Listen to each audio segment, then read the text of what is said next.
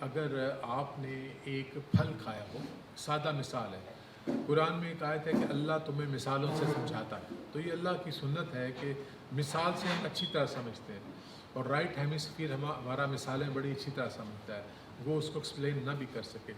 اگر آپ نے ایک پھل کھایا ہو جو میں نے نہ کھایا ہو، مثال آپ نے پیشن فروٹ کھایا ہو، آپ مجھے کہیں کہ میں نے پیشن فروٹ کھایا تھا، میں کہوں ذرا سمجھائیے اس کا ذائقہ کیا ہوتا ہے، آپ مجھے سمجھائیے۔ اب تمام ماہر لسانیات اکٹھے ہو جائیے تمام زبانوں کے، مجھے سمجھائیے پیشن فروٹ کا ذائقہ کیسا ہو۔ You won't be able to.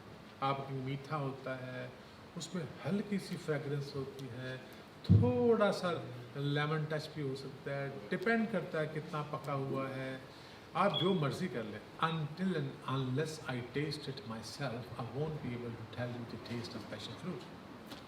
Even then I will not be able to tell you۔ یہ آپ کہہ سکتے ہیں آپ نے کھایا، ہاں کھایا، کیسا تھا، بہت اچھا۔ اب ہم نے ایکسپیرینس شیئر کیا ہے، کنفرم کیا ہے، but still we are not able to verbalize it. اور تو چھوڑیں، آپ مجھے یہ بتا دیں کہ لنگڑا آم کا اور دشہری آم کے ذائقے میں کیا فرق ہو، یو کانٹ۔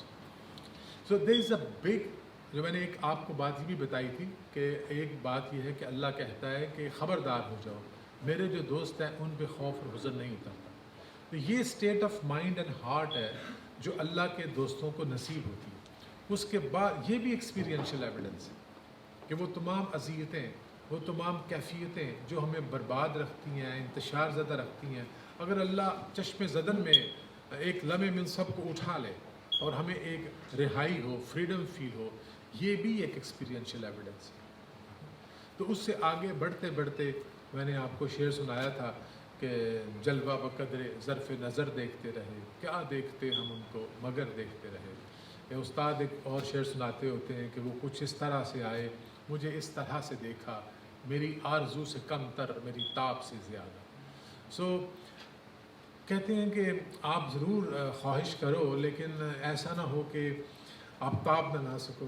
موسیٰ علیہ السلام بھی بے ہوش ہو گئے تھے، ٹھیک ہے، کچھ دیکھا ہوگا تب بے ہوش ہو گئے تھے۔ استاد میرے کہتے ہیں کچھ تو دیکھا ہوگا نا تبھی بے ہوش ہوئے۔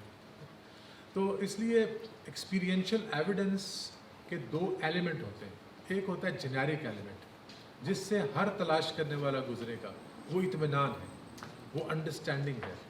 اس کے بعد فیئر فرسٹریشن ختم ہو جاتی ہیں، حالات اثر انداز نہیں ہوتے، کیفیات کسی قسم کا کیا کہتے ہیں وہ ٹریمبلنگ نہیں کرتا، کوئی ارتعاش پیدا نہیں کرتا۔ وہ ہے ایک ایسی حالت اطمینان جو اللہ کہتا ہے میرے دوستوں کی نشانی ہے۔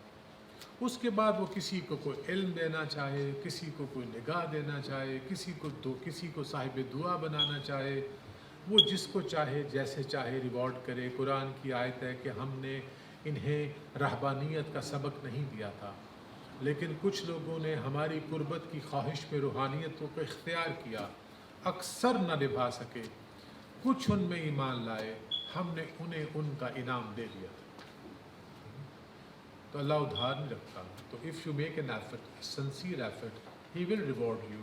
لیکن دھیان رکھنا ہوتا ہے کہ کس کو کیا بتانا ہے، کہ بعض اوقات میں نے عرض کیا جب علم مشاہدہ علم سے بڑھ جائے تو حواس معطل ہو سکتا ہے۔